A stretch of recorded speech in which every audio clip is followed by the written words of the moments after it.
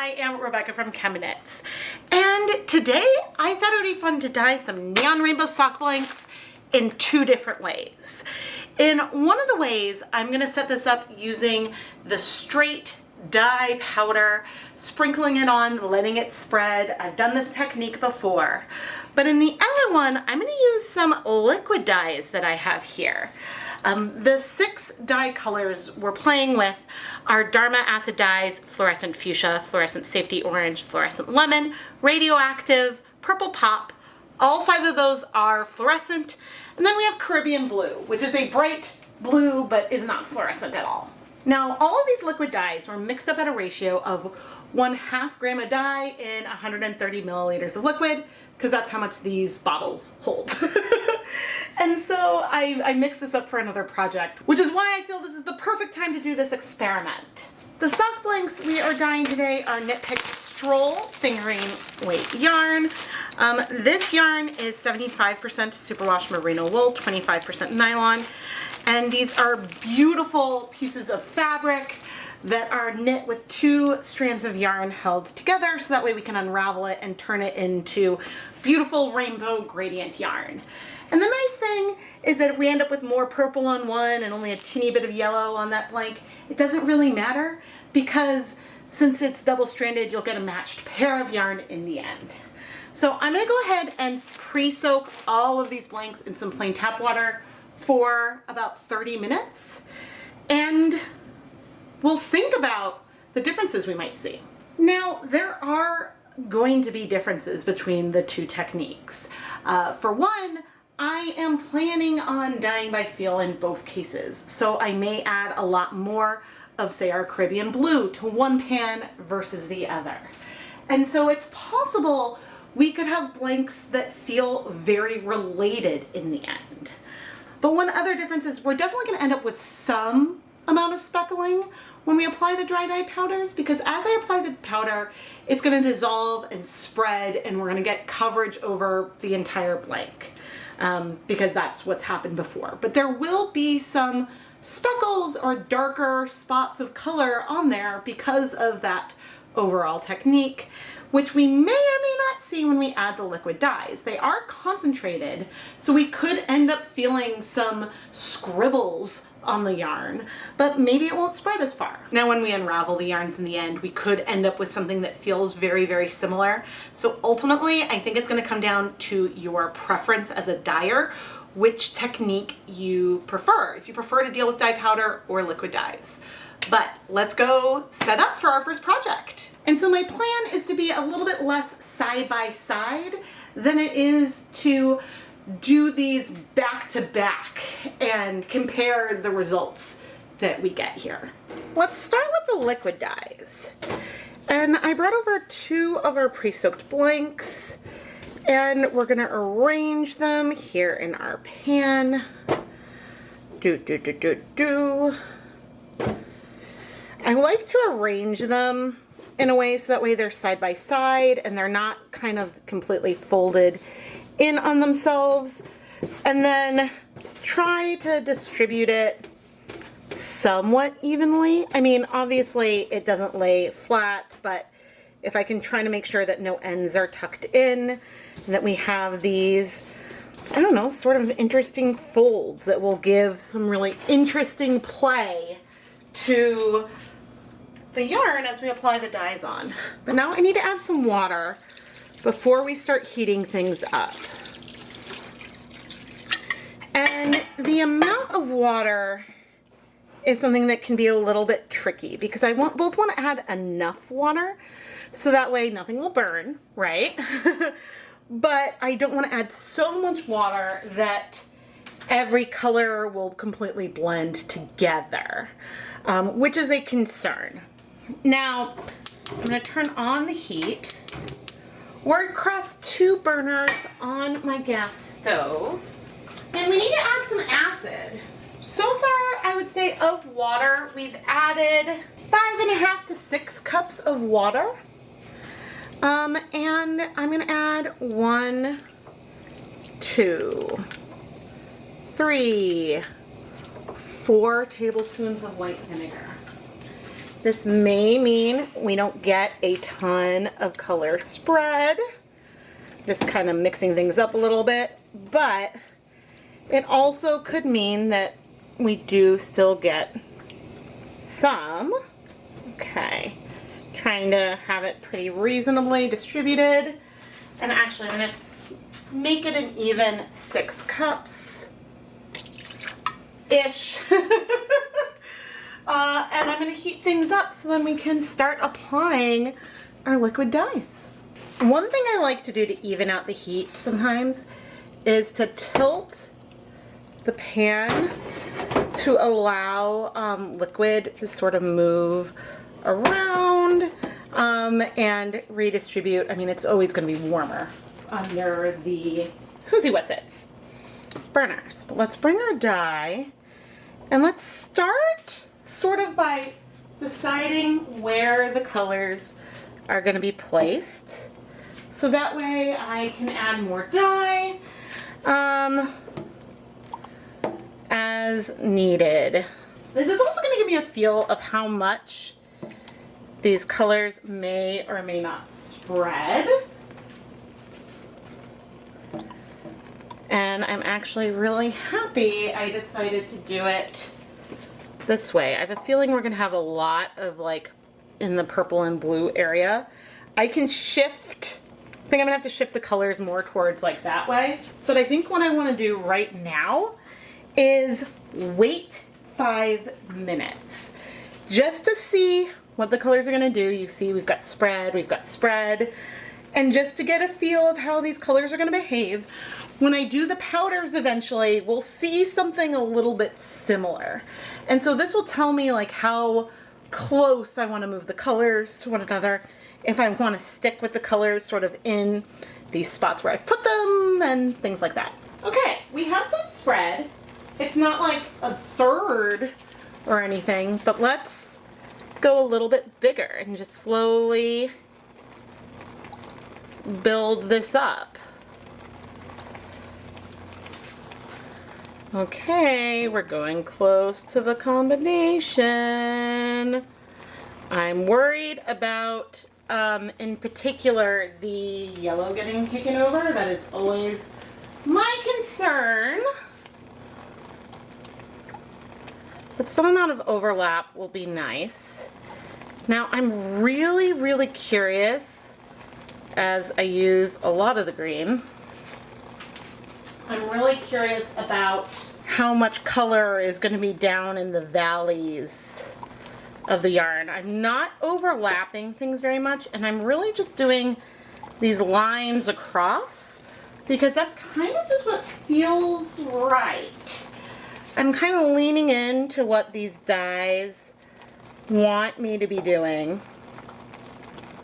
and trying to cover similar-ish amounts of space. Now I do still have dyes left after this,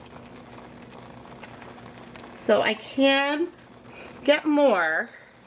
We have something here that is pretty darn concentrated, and I think is more concentrated than what I typically get when I do the speckled version.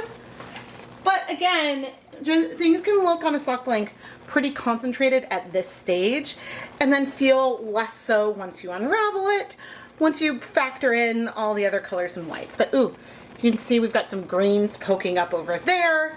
The colors are going to move and shift. And so I guess now I'm gonna set a timer and I'll check back in after 15 minutes. I mean, so far so good. This is looking great. Okay, let's peek. Ooh, look at that. The overlaps. Well, I expect not a lot between yellow and green. Ooh, but see, there's overlaps between the green and the orange. And look, the green and the blue. Oh, this is fun. Yeah, I like the way the colors are swirling together. Oh, that's really fun. Gosh, this worked out reasonably well. Okay. Okay, I mean, I'm gonna let this heat another 15 minutes. Part of me wants to add more color, but I also don't want to. I mean, ooh, here, let's see. Okay, see how it looked like there was so much color, but really there's not that much? Okay, you know what? We're gonna let it be and let it be what it is, so it's a fair comparison. But I think that this might give some speckly results of its own. That's pretty fun. Now, for our speckles, this time I set things up the exact same way. 6 cups of water, 4 tablespoons of white vinegar. I'm turning on the heat. The burners are 2 different sizes on this side of the stove, but should be fine. And I do have a yarn mop, which is another skein of stroll that'll be just off camera, because when I have dry dye powder on my gloved fingertips, I will wipe that onto the yarn mop to create a bonus colorway.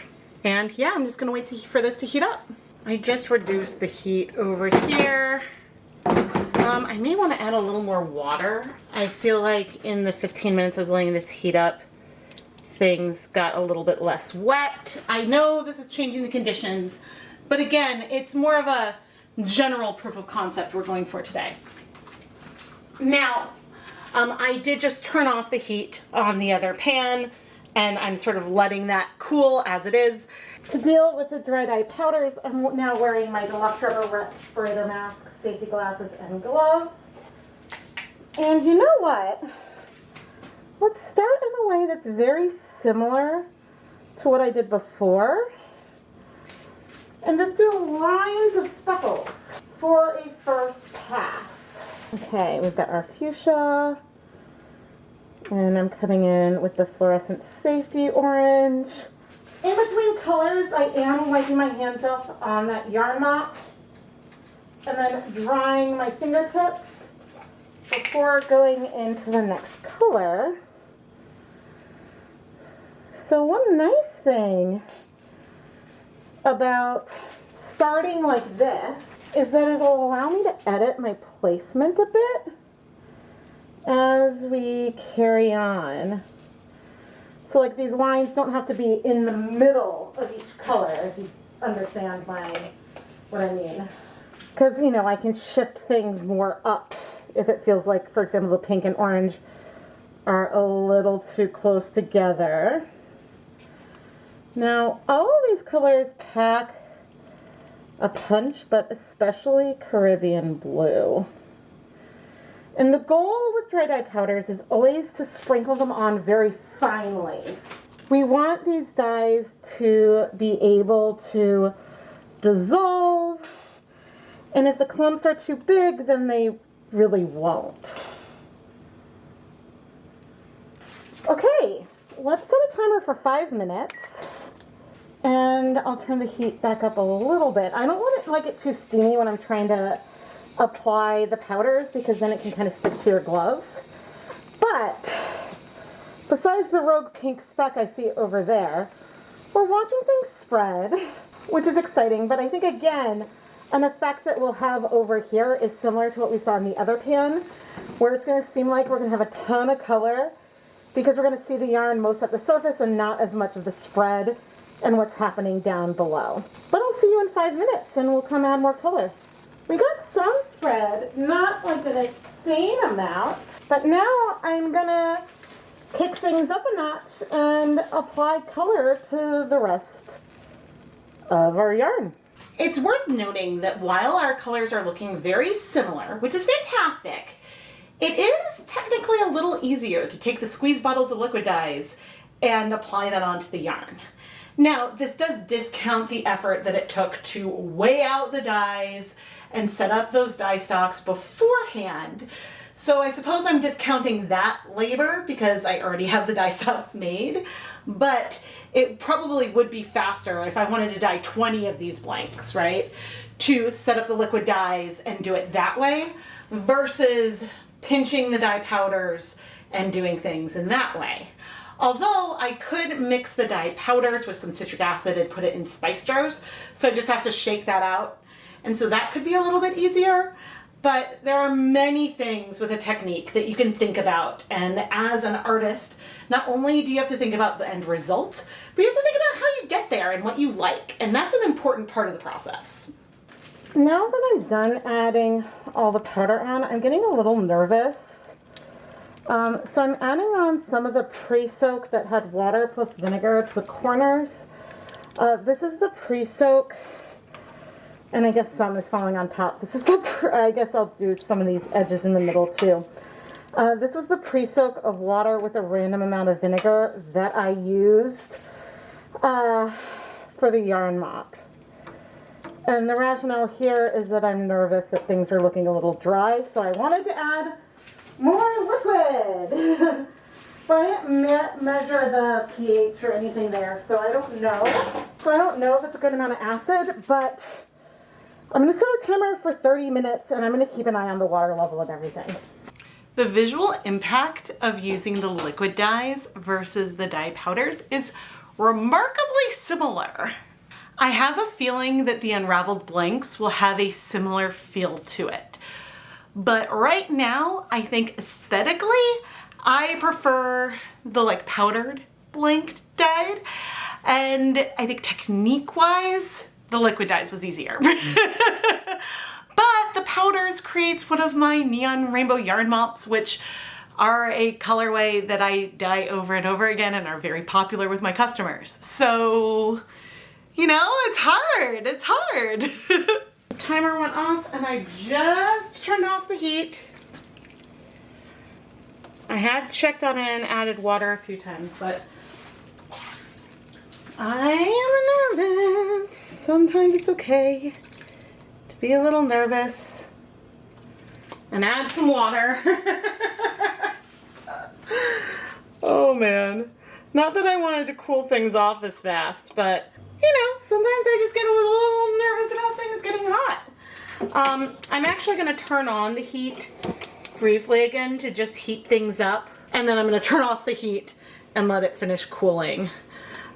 This is purely just because I cooled it off pretty quickly and I wanted to let it cool slowly to let those colors continue to set.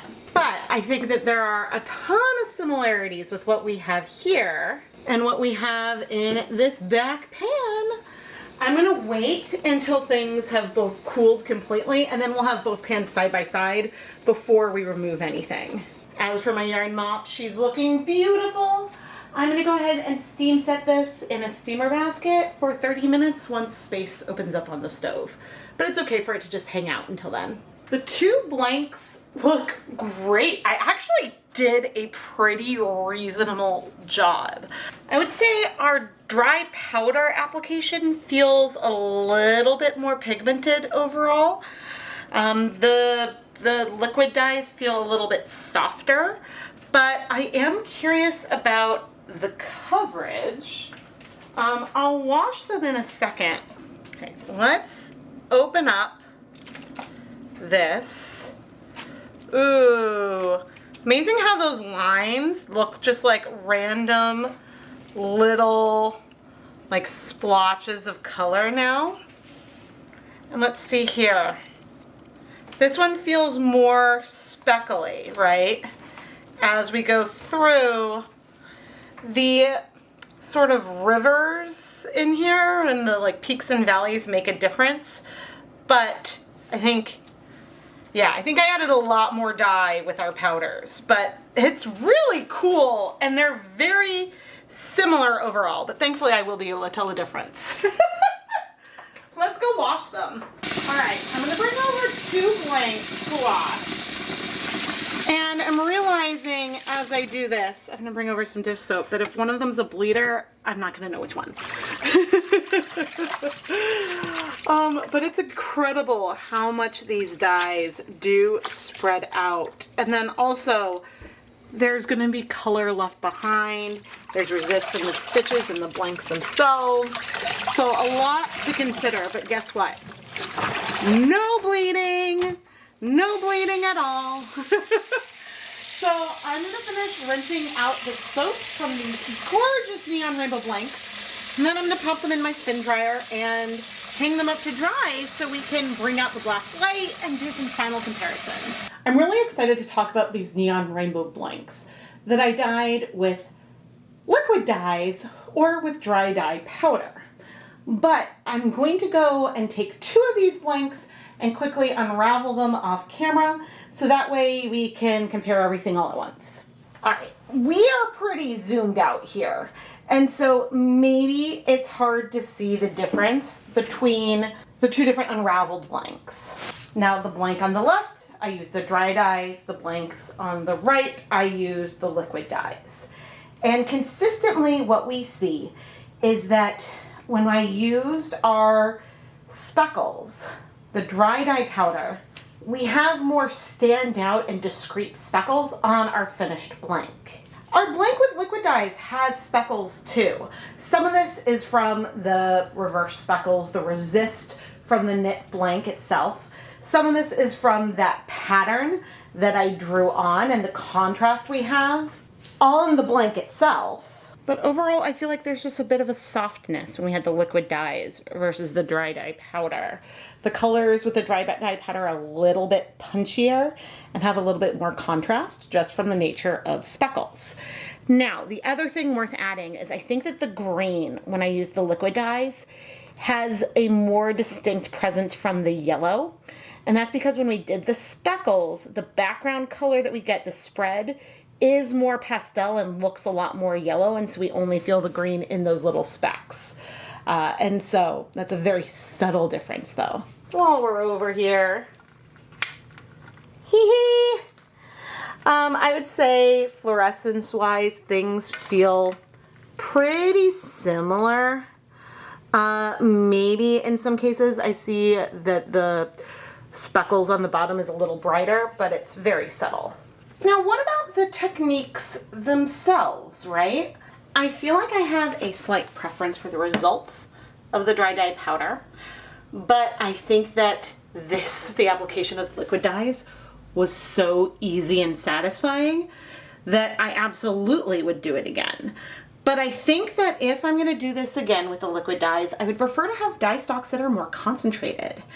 I started off with more diluted dyes, and I think that maybe I could get something that feels like there's more contrast, that has less softness to it, if I started with more concentrated liquid dyes.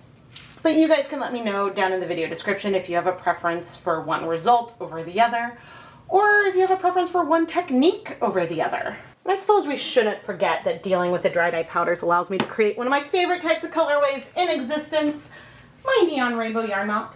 I am Rebecca from ChemKnits, and I have a feeling that I'm going to create both of these types of colorways in the future, and it's really going to depend on what it is I want to create. I think that there are absolute perks for doing things both ways. And, you know, I think that if I have dyes left over, then I might do the scribble technique. But I also think I'm going to play around with this scribble technique using other combinations of colors because I think the results were really fun. I do look forward to hearing what you have to say down in the comments. Now, of course, subscribe and turn on notifications so you never miss a video. The more you engage with the YouTube videos by sharing, commenting, things like that, the more likely YouTube is to recommend them to other people, which helps the channel grow. And if you love the yarn I dye, go and check out the listings in the ChemKnits Creations Etsy shop. Thank you so much for watching.